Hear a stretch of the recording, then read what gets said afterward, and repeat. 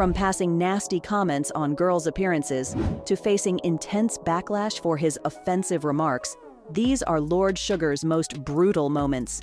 The guys sparked a lot of controversy on his show, The Apprentice, but there are people who fight back regardless, like this incredible woman, Shayna Blaze from The Block, who stood up against some hurtful comments made by Lord Alan. He said something rude about Shayna on the radio, saying she had a face like a slapped ass. But Shayna didn't stay quiet and let him get away with it.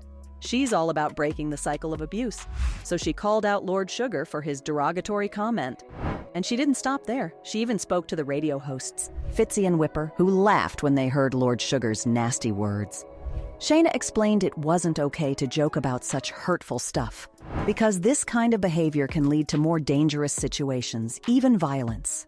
That's why she believes it's so important to speak out when we hear misogynistic or mean comments.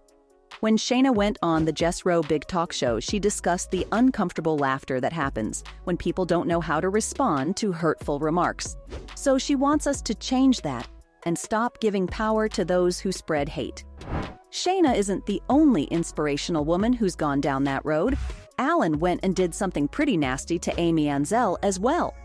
After Amy got the boot from the show, she had some things to say about the series, but instead of taking it in stride, Lord Sugar decided to block her on Twitter. But wait, it gets even worse. When he fired her on the show, he made a snide remark about her not becoming a project manager. He said that she dodged the project management side of things and that she's been on the show for 6 weeks to show that she could do something, but she didn't show him anything. And then he rudely fired her. Can you believe that he blocked her and made such a nasty comment? Amy didn't take it lying down and called him out on Twitter, saying she always knew he didn't like her and that it was time for him to retire. But you know what's surprising? Amy's doing great despite all that drama. Her beauty brand, Hollywood Browser Beauty, is rocking the shelves in places like Boots and Amazon, and she even got her dermaplaning beauty tools selling like hotcakes in the Middle East. Amy's not letting Lord Sugar's mean words get to her, rocking the red carpet at a launch event for celebrity makeup artist Sally Rowe's new Hero Collection lashes. And she was hanging out with stars like Kim Marsh and Jasmine Franks. What a star! As if the firing wasn't enough, Sugar stirred up more controversy with his final 5 candidates.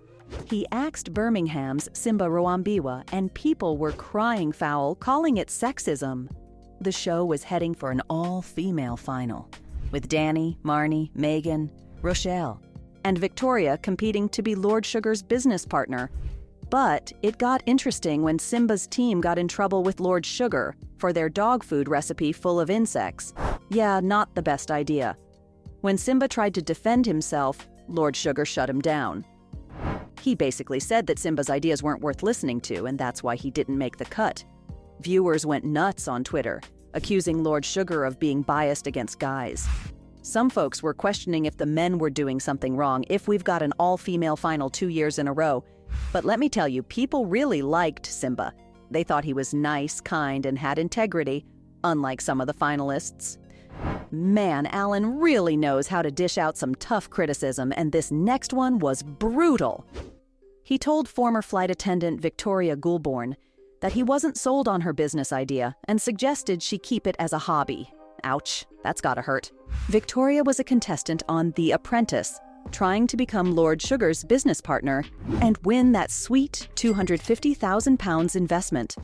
But she couldn't make it to the final, and Marnie Swindles took home the prize instead.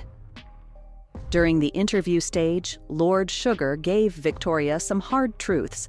He straight up said he wasn't keen on her idea, and it should stay as a hobby rather than a full-fledged business. Victoria later confessed that his comments made her seriously consider selling her business. She'd been running it full-time for 2 years and was proud of what she'd achieved. But Lord Sugar's remarks hit her hard.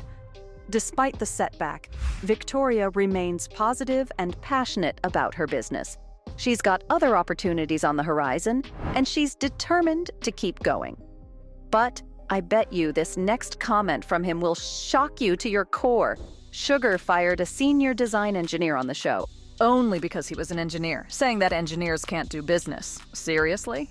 Engineers weren't happy about it, and why would they be? It's unfair to make such sweeping generalizations about the profession. Lord Sugar's comments didn't have any merit to them. Some people on Twitter called him out for being so ignorant and pointed out that engineers can be great at business too because they're problem solvers, team players, and can handle pressure like a boss.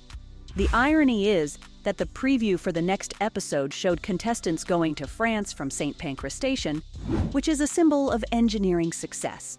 That's gotta be awkward. Even the manufacturers' organization were speaking up against Lord Sugar's views, because they know engineers can be fantastic entrepreneurs.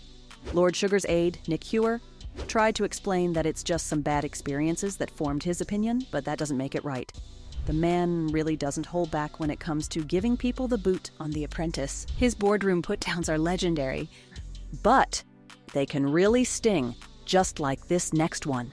One of the contestants, Nicholas DeLacy Brown, questioned the meaning of an outstanding result, and Lord Sugar didn't hold back. He said, and I quote, "You were devastated when you got a B in your GCSE French. You're going to be even more devastated now because you've got a big F. You're fired." And then there's Michael Sophocles, who tried to impress by revealing he was half Jewish, but Lord Sugar had a witty comeback saying, "You're half Jewish? If you are unsure, we can always pull your trousers down and check." But the worst one was when Claire Young narrowly escaped being fired, and Lord Sugar had enough of her, saying, "I'm sick of looking at you at the moment. Get out of the bloody door. Get back to the house." That's one hell of a harsh exit. Lord Sugar doesn't mince words, that's for sure. Those boardroom moments must be nerve-wracking, and he's been getting away with it. But finally, people are calling him out on it. Yeah, he had a tough upbringing and made it big, but that doesn't give him a free pass to be offensive. Social media isn't very forgiving, and when he compared the Senegal football team to beach sellers in Marbella, it pissed people off big time. When people called him out, he tried to act like it was just a joke. But come on, we know better. He's been pulling this crap for a while. Like that tweet about a Chinese kid and the iPhone production line. Lord Sugar sure knows how to stir up controversy, but he went too far with his views on equal pay. He thinks women should just march into their boss's office and demand more money if they want to close the gender pay gap, and if that doesn't work, get their agents to do the tough talking. But here's the problem with his argument. Unequal pay isn't because women aren't assertive enough. It's because some bosses are just plain sexist. Demanding more money's easier said than done, especially when the power's in the hands of those misogynist decision-makers. Sure, BBC stars might have agents to negotiate for them, but even they struggle to get equal treatment. So what chance do regular women have? It's not as simple as Lord Sugar makes it out to be, that's for sure. His behavior on The Apprentice has been very sketchy as well. And an anti-bullying charity raised concerns about how he treats the contestants. What's even crazier is that he's a member of the House of Lords and doesn't even know the prices of basic stuff like milk and bread. People are fed up with his antics, and some say the show isn't even good anymore, only becoming a tormenting platform for hopefuls.